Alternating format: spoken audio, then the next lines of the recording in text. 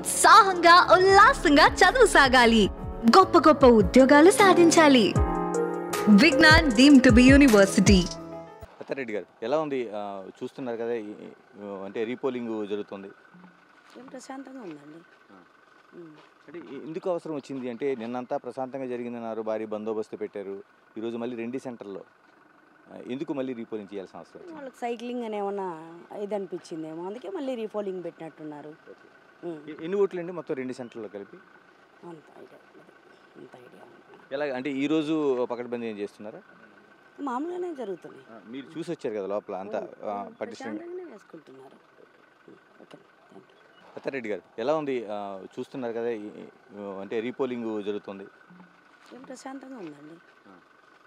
అంటే ఎందుకు అవసరం వచ్చింది అంటే, నిన్నంతా ప్రశాంతంగా జరిగిందన్నారు, భారీ బందోబస్తు పెట్టారు. ఈరోజు మళ్ళీ 2 సెంటర్లో ఎందుకు మళ్ళీ రీపోలింగ్ చేయాల్సిన అవసరం వచ్చింది? వాళ్ళకి సైక్లింగ్ అని ఏమన్నా ఇది అనిపించిందేమో, అందుకే మళ్ళీ రీపోలింగ్ పెట్టినట్టున్నారు. ఎన్ని ఓట్లు అండి మొత్తం 2 సెంటర్లో కలిపి? అంత ఐడియా లేదు.